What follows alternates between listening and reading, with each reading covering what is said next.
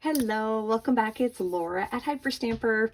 I just finished today's antique junk journal and I really am happy with it. This was a really wide, thick book, The Girls of Gwynfa, and it's a very old book. I've kept the original front pages in. I've got these really cool vintage beads here that I've strung, and these ones I kept on the string as were because they can't be pulled apart. But it's a beautiful green color, and I pulled this hand-painted postcard that I have been holding on to and I love very, very much. And I've got some, this is actually vintage seam binding here.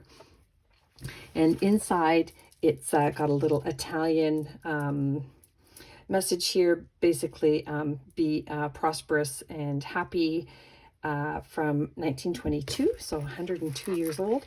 And sinceri auguri is sincere best wishes. Isn't that great? This piece here is the cover of another antique book that was quite dilapidated, and in this little pocket here I've put these pieces here from 1885, and I put some antique paper on the back just in case you want to do a little secret message there. But they're really beautiful little images and in really good condition too.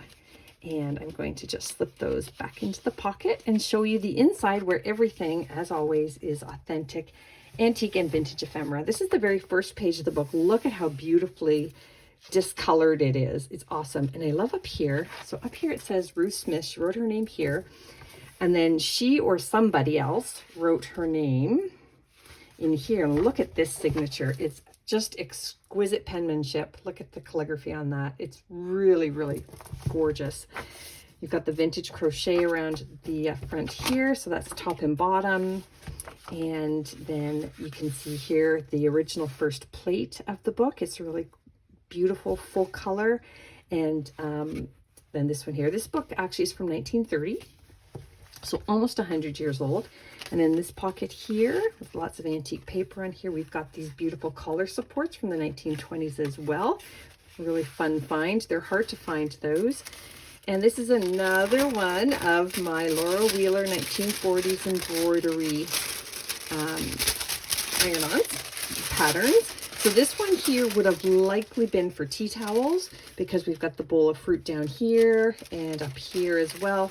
And then I love these test squares that you would have made sure that it irons on properly. Just really, really sweet. You can have lots of fun if you're into mixed media work. You can play with that. And then this title page here, the family. I love that. This is a vintage botanical page. And this is a vintage bird page from Birds of North America. And then in here, let me just pull this out. This is from 1927 catalog. And look at these beautiful, $31. $31 for a desk. Look at that. Look at this gorgeous furniture. Front and back, we've got couches, chairs, tables. Really a beautiful, beautiful historical piece there that I think you can have lots of fun with.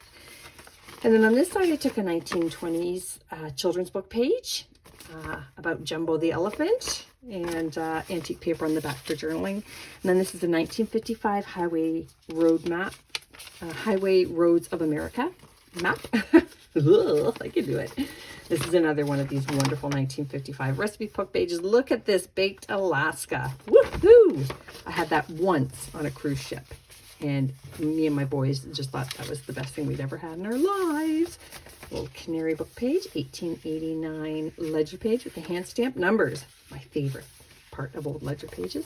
This is a beautiful, beautiful plate here from the early 1900s.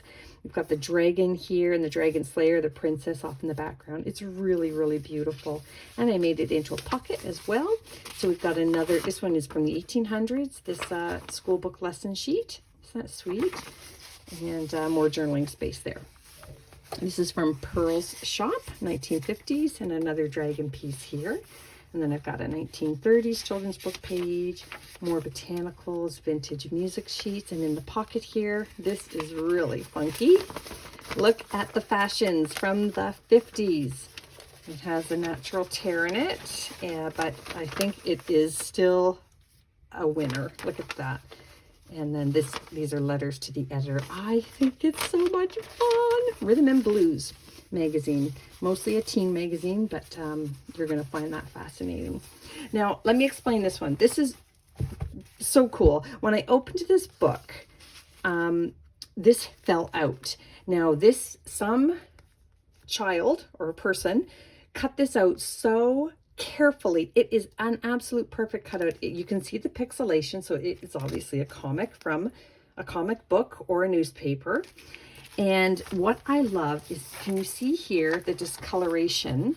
So her hand fits perfectly on that spot. Can you see it right beside there? And over here where it would have closed on the other side. So it lived in there for many, many years. And I want it to live there forever. So she stays with her book. And that is a pretty special find. I just go crazy when I find things like that in my antique books. This is a over 100-year-old, almost 100-year-old banknote. And then I have here this wonderful little booklet here. And I even included some pockets that I'm going to stuff with some little surprises. A little mini journal there. And inside this vintage dictionary page, and another one of these wonderful baby cards. Look at that. So you can journal inside and out. I loved the scalloped edges, and even the back is decorated. I just love it so much. There we go. Fun clusters, ledger pages here, vintage. And there is some wonderful journaling paper that is antique. 1940s Paris, France almanac. And here's another one. I have been using this book all week. The Tale of Mr. Todd from 1903. And that is just a lovely plate. You can journal on the back of that, or just, you could frame it. It's absolutely stunning. It's an antique book page here. And then this is from the 1950s or 40s. It's a how to play bridge card. And that would have gone in a little mechanical little thing that you put it in, and it would allow you to have different scenarios for playing bridge. I love the words on the side of this player piano paper. Remember to read it this way, not down. So I'm in heaven. I just love that. And smile. It's a 1890s Night Guardsman's watch dial. How to Tell a Story by Mark Twain. That is so great. That is from the 1800s. Is that almanac page. This got some really cool writing. That's original. And here is just more antique paper on the back of a very old book page from The Gentleman's Letter Writer, how gentlemen were supposed to write letters. But that's very cool. Ledger paper. This is just a little vintage piece here. 1920s book page. This is from the 1940s. Look how sweet that is. And another booklet. This journal has two little mini booklets in it for more journaling. Another banknote here.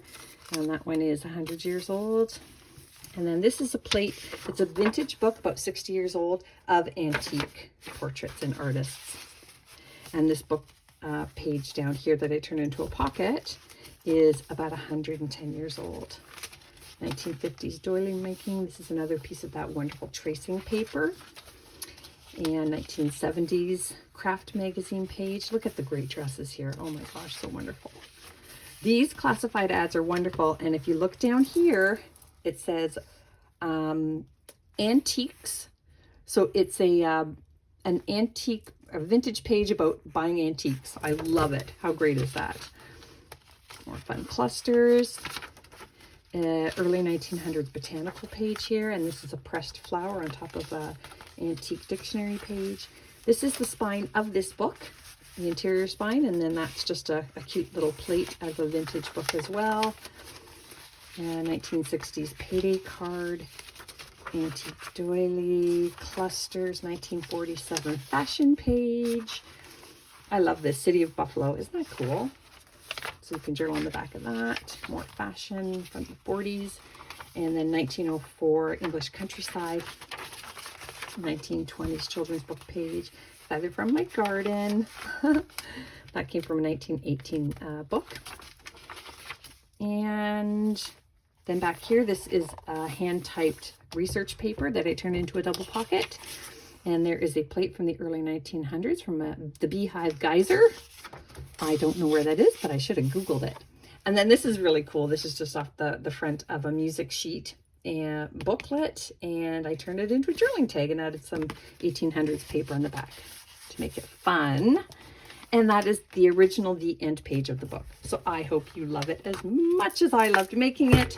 You can find this in my Etsy shop, hyperstamper.etsy.com. Come back soon. Don't forget to subscribe.